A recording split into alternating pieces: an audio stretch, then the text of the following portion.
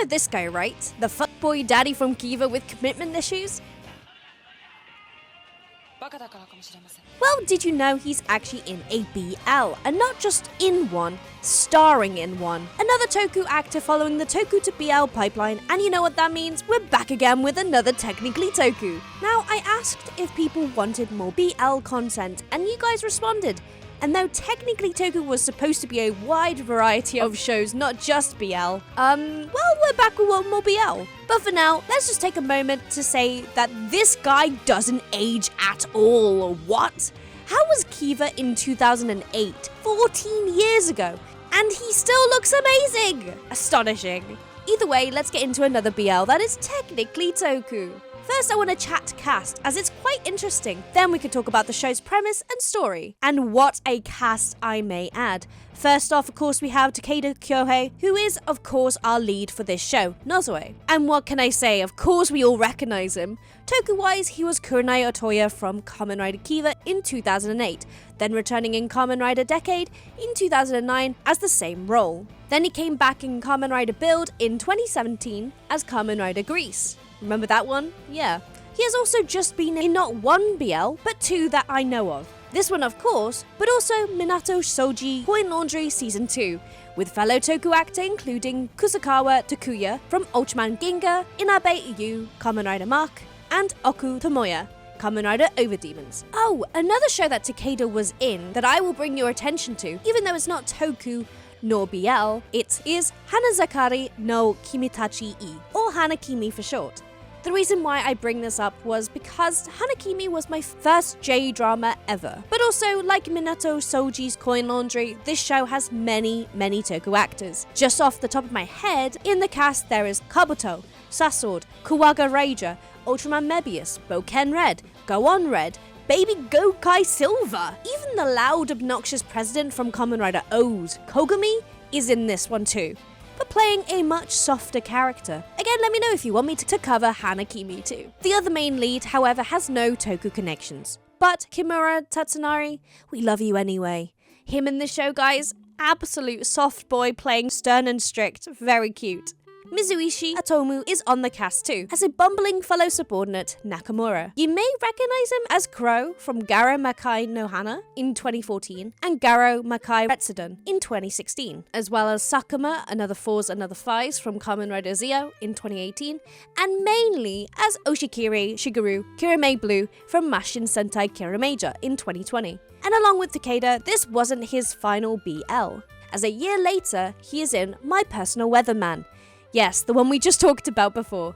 And he plays the best friend's husband. When I realized this, I was shook. But we move. And the final name I will mention on this list, I feel, is a real Tokusatsu OG, Yoshi Rei. Some may recognize her, but let's go through the list, shall we? Starting all the way back in 1998 with Rosetta, the Masked Angel, as main role Rosetta herself. Nanaka, a guest role in Ultraman Nexus in 2004, Sawagami Rina from Kamen Rider Drive in 2014, Akari, a Makai priestess from Garo Makai Retsuden in 2016, Taniguchi Kyoko, Kishryu Sentai Rhea Soldier in 2019, and finally, the most recent is Karas from Osama Sentai King Oja from 2023 to 2024. She is Karas! She may not have mained in any of these shows, but she was a constant in many of these, which I find great. A very familiar face. So hi Karas, glad you could join us from Hakabaka. Now we have gone through most of the Toku here, let's chat BL. Sleep, wake and work is the day-to-day life of 39-year-old Nozoe. A routine that eases him and conversely weighs heavily on him, which worries the hard-eyed but reliable Togawa, a 29-year-old subordinate of his. In an unexpected turn of events, the two of them end up visiting a pancake shop bustling with girls. Now, this premise may sound dodgy when it says they go into a pancake shop bustling with girls, but this show is actually very sweet, all about how to love life again and get past previous fears, how to live your life to the fullest and try new things, accompanied with these cute, tender moments as we see the subordinate care deeply for his boss, as well as these heated moments later on. Now, what's good about the show, or bad depending on your own opinion on this, other than all of the angst and cute moments, is that the show is only short. only having 5 20-ish minutes of episodes. So if you want to binge on a short show, then this is the one for you. Now let's get into episode 1 to try and convince you to watch, but I don't think it's going to take much convincing. The episode opens to Kiva Dad's mundane morning routine, lighting a cigarette, brushing his teeth, making breakfast, and watching TV before going to work.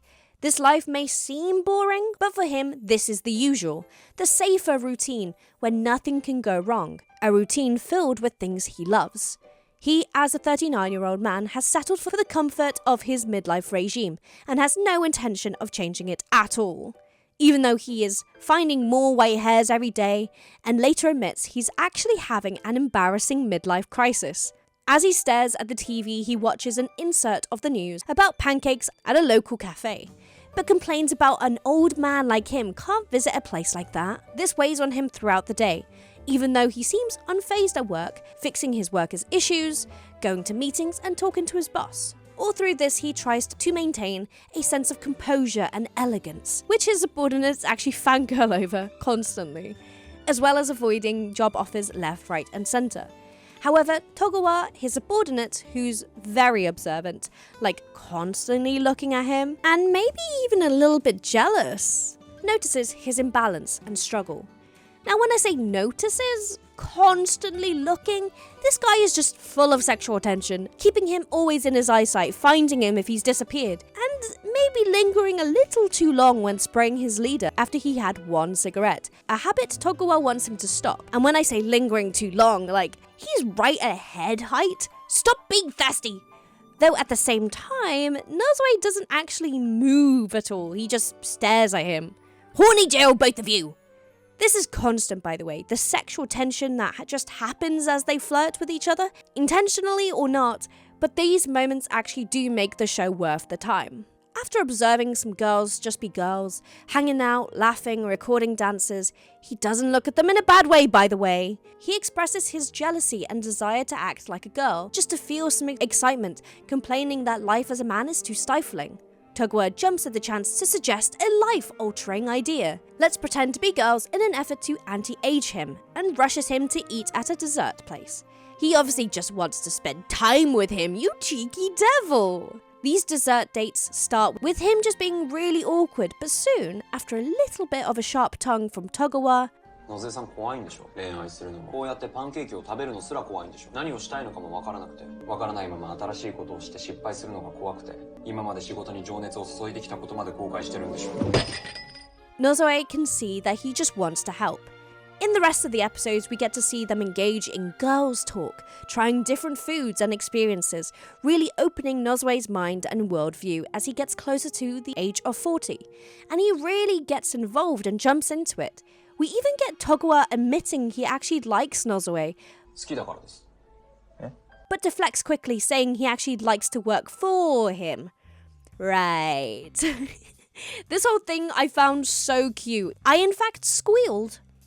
Squealed like a little girl. Back to episode 1, we find out from a flashback that Nozoe was in the room for Togawa's interview, and that he actually helped push him forwards, with some simple advice from Nozoe that Nozoe himself has, in fact, forgotten. But these words of encouragement impacted Togawa for the rest of his life so far. In a way, Nozoe was helped by him too back in the day, his words and honesty from his interview sticking with him, even to this day, as he repeats those words perfectly back to his boss when declining a job offer, words that Togawa didn't even realize that he remembered. This relationship is just so pure and cute, wholesome and real, and we get some great angsty drama where jealousy ensues, misunderstandings happen, and a hot confession to end episode 4.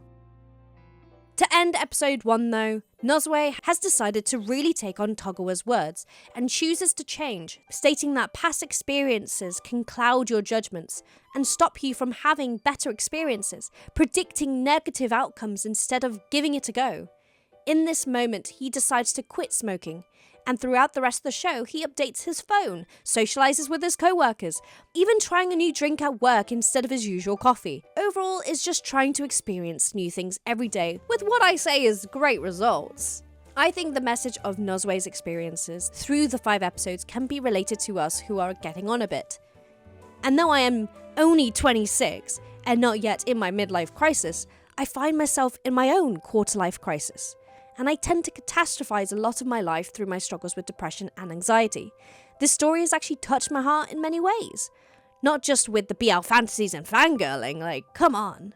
It's made me hope for a better future, to step out and try new things after getting stuck in a COVID lockdown cycle.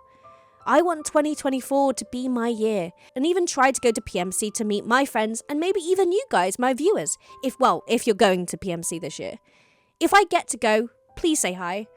But back to my video. I hope you watch this show and see it from Nozwe's point of view. It's better to keep trying than to catastrophize every experience you can have. Take those words on and live to the fullest, everyone. If you've enjoyed this video, then please let me know down below.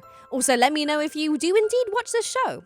It's super cute, and seeing Kiva Dad just having another great adventure with a cute storyline is great.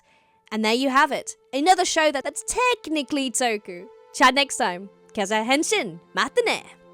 Oh, also, if you want some extra content, there is an epilogue for this show also. Only being like 3 minutes of content, but the drama is there and it is fantastic. A proposal, as well as a stare from Togwe that makes even my knees weak. Stop! Anyway, bye!